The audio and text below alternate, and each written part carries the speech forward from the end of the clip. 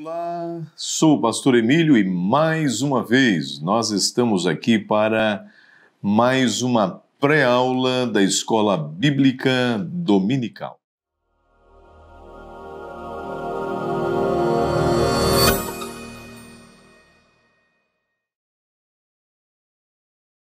Dessa vez vamos falar sobre a lição de número 11, 15 de março de 2020.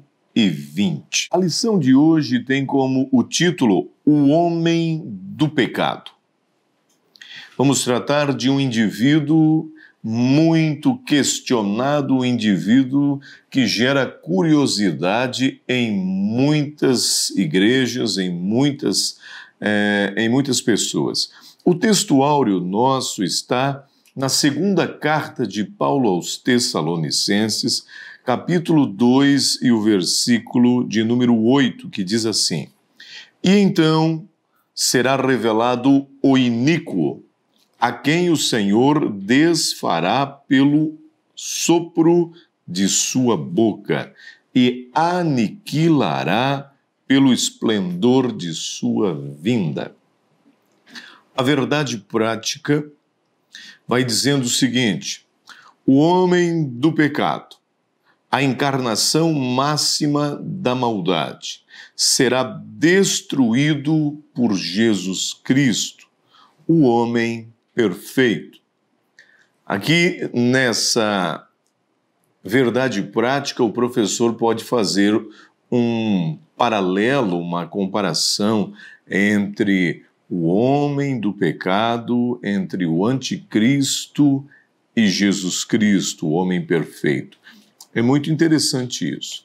Vamos então à nossa lição, a leitura bíblica em classe de fundamental importância na nossa classe, está na segunda epístola de Paulo aos Tessalonicenses, do capítulo 2, do versículo 1 até o 15.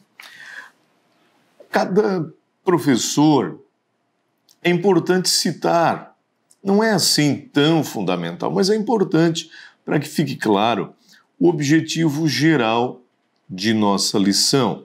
Por que estamos nos reunindo e o que vamos aprender?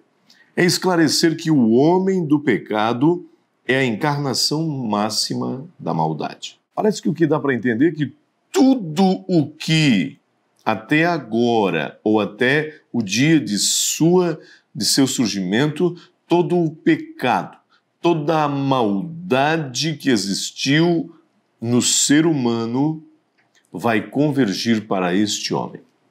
Este homem vai ser a figura absoluta do pecado impregnado no ser humano. Será uma espécie de possessão plena de coisas malignas e de coisas ruins. Objetivos específicos: apresentar o homem do pecado, revelar isso, revelar a missão dele. Por que ele veio? Ele vai vir para quê? E apontar que ele será destruído. Importante isso, tá certo? Indo para a nossa lição, já entrando no assunto e na introdução, nós trataremos, como diz a nossa introdução, que nos últimos dias haverá um homem muito usado pelo diabo para afrontar a Deus. A Bíblia fala desse indivíduo, um agente de Satanás para o mal, que atuará nos últimos dias.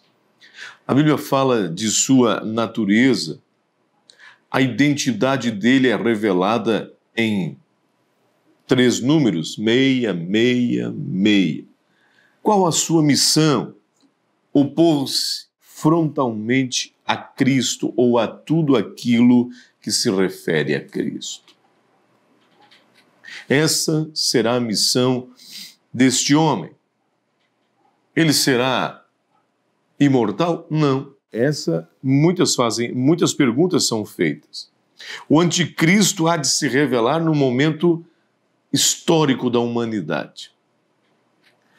Mas nós sabemos pela palavra de Deus que o espírito do anticristo já está atuando e não faz pouco tempo. Muitas coisas estão acontecendo por causa desse espírito que o próprio João escreve dizendo: filhinhos, o espírito do anticristo já está atuando sim. E a gente percebe isso nos nossos dias. Observe bem, planos diabólicos do anticristo já se encontram hoje no sistema. É possível perceber isso no sistema religioso, no sistema econômico, no sistema educacional. É possível perceber isso na mente de muitos políticos, de governantes. E a gente pode perceber isso. Nós vamos ver e fazer a pergunta: o que fazer e como se comportar diante disso? A igreja precisa permanecer firme, crer na palavra, se colocar na posição de igreja, se opor a essas ideias e esperar ansiosamente, esperançosamente o arrebatamento da igreja. Já deixando aqui, professor, é importante explicar que nós, os salvos, não faremos parte das ações do anticristo. A igreja remida e comprada pelo sangue do Cordeiro não se submeterá ao governo do anticristo. Afinal, quem é este homem? De onde ele vem? Muitos perguntam: será que ele já nasceu? Será que este homem já existe? E se existe, em que país ele está? De que língua ele vem? Alguns dizem judeu, outros americano, mas a gente não sabe ao certo. Vamos ao tópico de número 1. O primeiro tópico vai tratar com seus subtópicos de 3 coisas importantes: a origem, seus títulos e a sua natureza. O primeiro subtópico vai falando sobre a origem do homem do pecado. Ao longo da história, a humanidade presenciou homens que podemos dizer que prefiguraram o anticristo, que foram um tipo de anticristo. Você pode encontrar um dos primeiros, foi Caim. Caim foi um tipo de pessoa que se opôs às coisas de Deus. Depois surge Lameque, e é importante você frisar, professor, que antes do dilúvio existiram 2 Lameque. Existiu o Lameque, filho de Caim, e o Lameque, filho de Sete, que por sua vez foi pai de Noé. O Lameque que a lição se refere e que eu estou falando como uma figura, uma prefigura do anticristo, é o Lameque descendente de Caim. É um Lameque que descendeu da linhagem de Caim e não de Sete. Ok? É importante saber disso. Lameque foi um homem que deu início à bigamia e deu prosseguimento ao homicídio e fez isso de forma dupla, né, e qualificada. Então a gente precisa saber disso. Outro foi o Faraó, que se opôs às coisas de Deus, que se opôs ao povo de Deus. Perverso Amã, que queria destruir com os planos de Deus. Herodes também é colocado nesta lista. Nabucodonosor. Enfim, outros. E a gente sabe que em nossa era, ou depois, surgiram outros como Nero, Hitler, Stalin. Enfim, até nos dias atuais existem os que estão se opondo a Deus. São nos dias atuais. Existem pessoas que estão se colocando contra o povo de Deus, se opondo contra o Evangelho. Só eles não sabem ou precisam saber que no juízo final todos eles hão de prestar contas ao Deus soberano. O subtópico de número 2 fala sobre títulos do homem do pecado. A maioria conhece por Anticristo. É o nome principal, é o título principal desse personagem, Anticristo. Isso é, contra Cristo. Mas a Bíblia tem vários outros títulos a este personagem. É importante você anotar isso. No livro de Zacarias, capítulo 11, versículo 17, ele é chamado de pastor inútil. No livro de Daniel, capítulo 7, o versículo 8, ele é chamado o pequeno chifre. No mesmo livro de Daniel 9, 26, ele é chamado de o príncipe que há de vir. Daniel também se refere no capítulo 11, versículo 21, o homem vil. Todas essas referências são dirigidas ao anticristo. Daniel fala também, porque Daniel teve muitas revelações a respeito da vinda deste homem, no capítulo 11, versículo 36, aquele que governará segundo a sua vontade. O rei que fará conforme as suas vontades, é ele.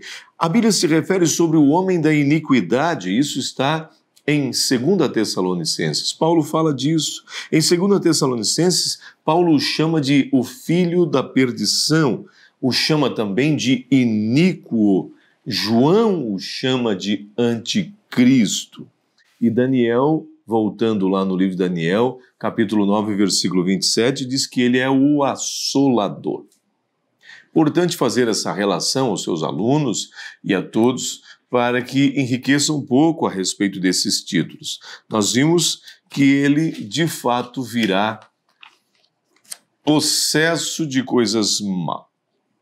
O subtópico de número 3, ainda dentro do primeiro tópico, vai falar da natureza deste homem. Como assim? Praticamente falando da essência dele. Ele será de uma natureza absolutamente maligna. Ele será possesso por Satanás em sua plenitude. Mas com certeza ele não virá demonstrando isso. Ele não vem dizendo que ele vem em nome de Satanás. Ele vem justamente mentindo. Porque se ele vem cheio de Satanás, é óbvio que ele vai mentir. Ele vai se fazer de bonzinho. Ele vai conquistar muita gente, ele vai mentir sobre a sua missão e seus feitos farão toda a população acreditar nele, inclusive Israel. Daniel fala do pacto que Israel faz com este, achando que é o próprio Cristo, é enviado de Deus, só que na metade da grande tribulação. Por isso Daniel se refere a um tempo, 2 tempos e metade de um tempo. Ele está falando exatamente da metade da grande tribulação. Quando ele quebra o pacto e começa a se revelar para os moradores da terra e principalmente para Israel. Então é importante a gente observar bem isso. A natureza dele é totalmente maligna. Apesar de aparentar bom, sua natureza é do mal. Deixa eu contar aqui aquela experiência e uma ilustração muito interessante sobre o sapo e o escorpião. O escorpião queria passar para o outro lado do rio, mas não conseguia. E ele falou para o sapo: você me leva para o outro lado? E o sapo disse para ele: você promete que você não vai me ferrar com o seu veneno mortal? E ele disse: pode deixar, eu não vou machucar você. Mas quando estava na metade do caminho, ou quase chegando lá, o escorpião ferrou o sapo. O sapo, na agonia da morte, disse para o escorpião: por que você fez isso se você prometeu que não faria? Ele disse: eu não tenho culpa, esta é a minha natureza. Transmitir veneno. Você consegue entender? Por mais que o anticristo venha fazendo-se de bonzinho, a natureza dele é maligna. Ele vai se revelar uma hora. É importante saber disso, Vamos para o tópico de número 2. O tópico de número 2 vai falando sobre a missão do homem do pecado. O que ele vem fazer? 4 atitudes, pelo menos, nós percebemos que ele vai tomar, ou se revelam na missão do anticristo. Primeiro, opor-se a Deus. Segundo, opor-se a Israel, o povo de Deus. Terceiro, se opor a Cristo, anticristo, lembra disso? Quarto, se opor à igreja do Cordeiro. E ele vai fazendo isso ao longo da história, a gente já vai sabendo isso. Satanás sabe, e não é de hoje que Satanás sabe, que ele não conseguirá nunca vencer Deus. Ele jamais vai conseguir impedir planos divinos. O que disse Jó em 42:2? Bem sei que tudo podes, e que nenhum dos teus planos pode ser impedido, frustrado. Ninguém pode fazer isso. Deus é poderoso. Mesmo sabendo disso, Satanás sempre procurou frustrar os planos de Deus. E isso aconteceu ao longo da história, no Éden, na geração antes e depois do dilúvio. Antes com toda aquela perversidade, depois tentando formar uma confederação que não dependesse de Deus, ou que impedisse Deus de agir. Ele não conseguiu. Em tantos outros, nos planos de Amã, na decisão de Herodes e outros, nós sabemos de uma coisa: Satanás sempre procurou impedir a obra de Deus. Mas a igreja do Senhor espera aquela promessa de Paulo, ou que ele cita em Romanos capítulo 16, versículo 20, uma promessa do Senhor escrita por Paulo, mas que Deus, em breve, o Deus de paz, esmagará Satanás debaixo dos vossos pés. Glórias a Deus por isso. Ele vai se opor até Deus permitir, até chegar o tempo dele. Depois será eliminado. O tópico de número 2 fala que a missão do anticristo é opor-se a Israel. E como eu já falei, ele não vem fazendo isso de ontem, é de muito tempo. Já usou muitos personagens ao longo da história. Como disse João, muitos anticristos têm se levantado, isso tudo para abater o povo de Deus. Nos tempos bíblicos aconteceram e nos séculos recentes também. No século passado nós vimos isso, por ocasião da Segunda Guerra Mundial, e nós vimos o Hitler fez atrocidades contra o povo judeu, querendo acabar. Hoje muitos povos que estão ao redor de Israel, se você buscar vídeos, você vai ver que eles odeiam o povo de Israel. Israel é odiado por muita gente ao redor daquele país. Outra missão do anticristo é opor-se a Cristo, anticristo. Esta é uma das missões. A intenção de Satanás não é apenas se opor a Cristo, mas é se colocar no lugar de Cristo. A vontade dele era eliminar por completo qualquer coisa que se refere a Cristo. Você consegue imaginar por que esse ódio? Sabe por quê? Porque Satanás conseguiu derrubar o homem. Mas Jesus vem obedientemente e coloca o homem no lugar de adorador novamente. E isso lhe faz ter muita raiva de Cristo. E observe bem que ele vem se opor de várias formas. Primeiro, fisicamente, logo após o seu nascimento, usando Herodes, ele quer acabar com Cristo, quer matar um menino, e muitos meninos morreram Mas Deus deu livramento ao menino Jesus. Espiritualmente, nem se fala. Na tentação do deserto, depois dos 40 dias, Satanás chega e tenta Jesus fisicamente, querendo que ele transformasse, né, no corpo. Ele tenta no corpo, porque ele quer que Satanás quer que ele transforme as pedras em pães. Depois, na alma, oferecendo os reinos do mundo. E depois, no espírito, pedindo para que Jesus lhe adorasse.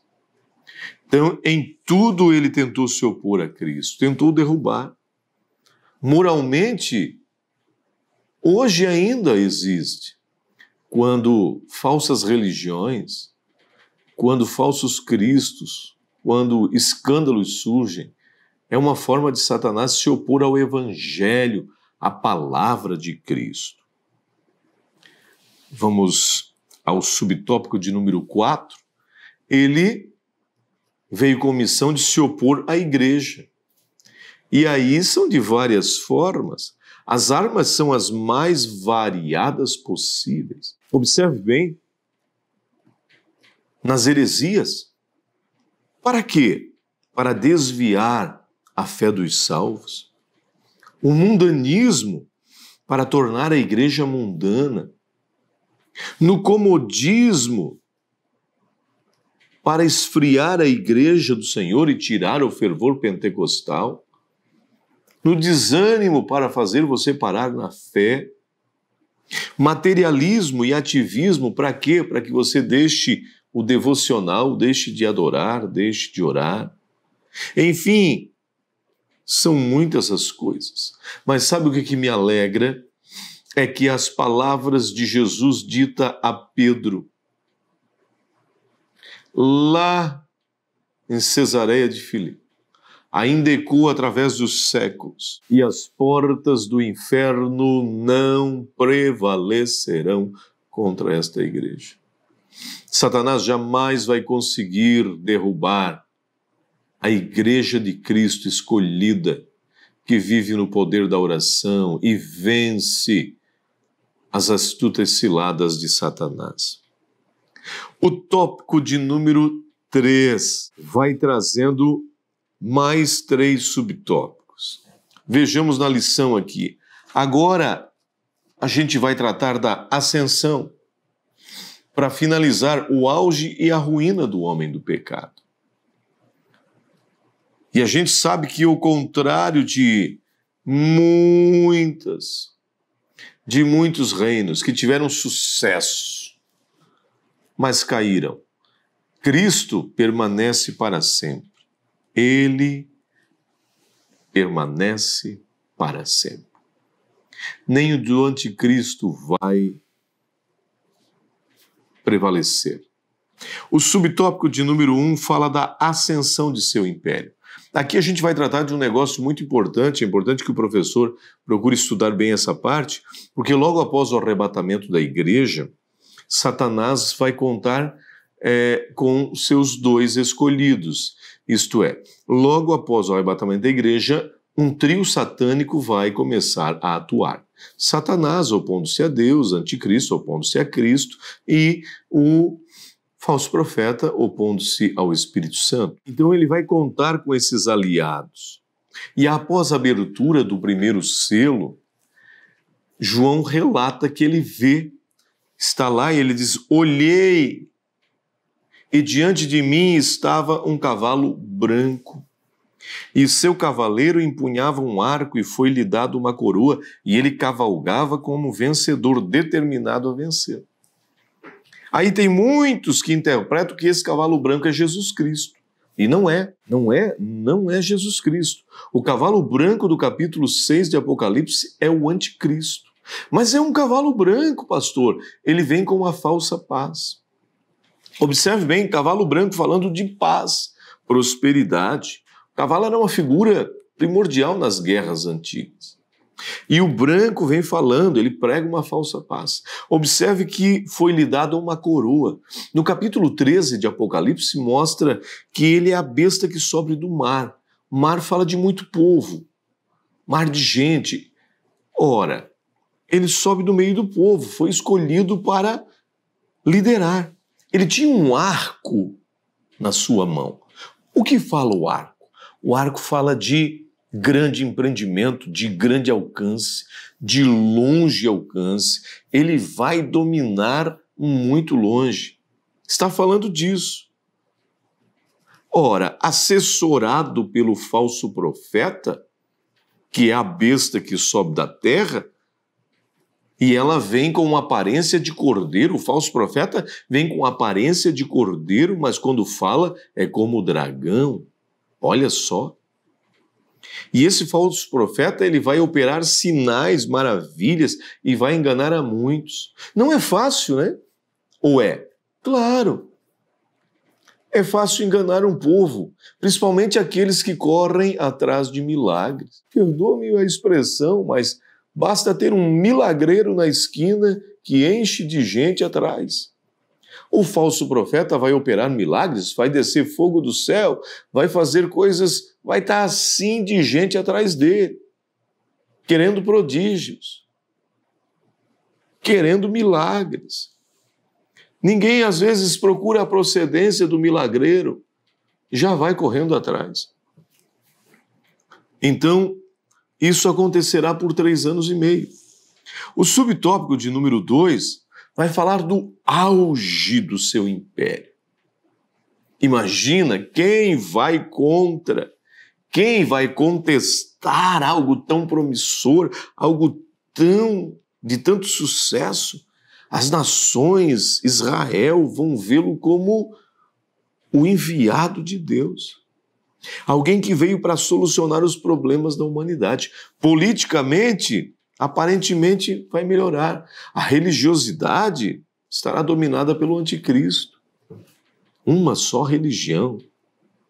Agora sim a coisa vai funcionar. Tem gente que vai dizer isso. Economicamente, claro que a economia vai melhorar. Analisa quantos crentes foram para o céu e deixaram tantas propriedades, carros novos, empresas, casas, todas. Vai dar uma alavancada na economia, com certeza. Milhões de crentes desaparecerão da face da terra, deixando suas propriedades. Ou você pensa que vai levar seu carro novo para o céu? Claro que não. O carro novo vai ficar aqui. Então não adianta você ficar lavando ele enquanto tem culto. Pega ele e vai para a igreja com o seu carro. Vai adorar a Deus. Observe bem isso. Tudo isso vai ficar. Casa linda, tudo. E o dinheiro no banco. Pensa em quantos milhões, bilhões sobrarão nas contas de crentes salvos. Estaremos no céu. Então será muito fácil a economia. O subtópico de número 3, a ruína de seu império. Está terminando o tempo dele. Paulo escreve: quando disserem a paz e segurança, de repente haverá repentina destruição. Lá em Tessalonicenses. O anticristo vai ter sucesso absoluto até a metade da grande tribulação. Depois, o Cordeiro vai começar a derramar seus juízos sobre ele, inclusive sobre o trono do anticristo, sobre seu governo. Os 7 piores juízos ficarão para o final e vai ser terrível. Ele vai sentir a ira do Cordeiro. Se opôs ao Cordeiro, mas agora vai sentir a ira. A ruína será total.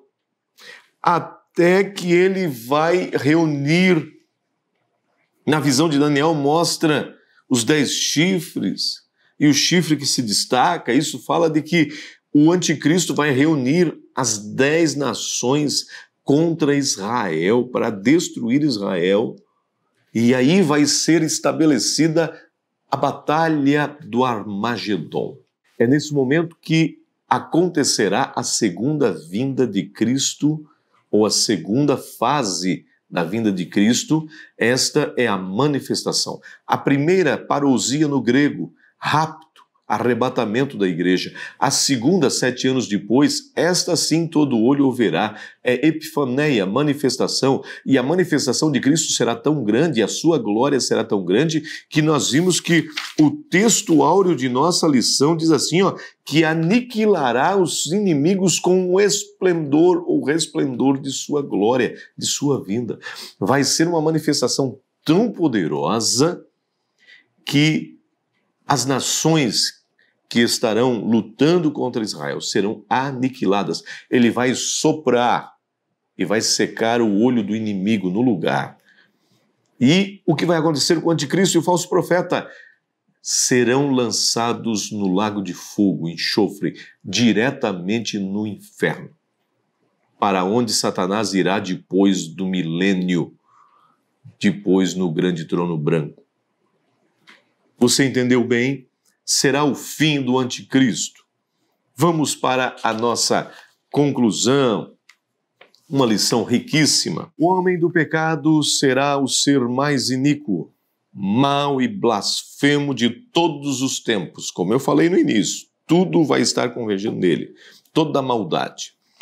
Em termos de maldade, quer essencial, quer formal, será ele superado apenas por Satanás.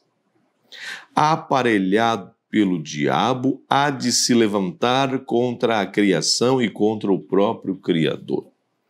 No entanto, ele não irá adiante, pois o Senhor Jesus Cristo o destruirá com o sopro de sua boca. Ninguém pode resistir ao Cordeiro, aleluia. É bom ouvir isso, porque ele é o leão da tribo de Judá, o Rei dos reis e o Senhor dos senhores. Glórias a Deus. Deus abençoe, que sejas edificado, tire proveito, ore, estude. E aproveite, se você só está assistindo, mas não faz nada, inscreva-se no canal, é importante. É importante você colocar ou assim, você tem liberdade para não gostar ou gostar, mas espero que você seja edificado. Deus abençoe, dá um clique no sininho aí para receber as notificações e você será edificado pela palavra de Deus. Um abraço.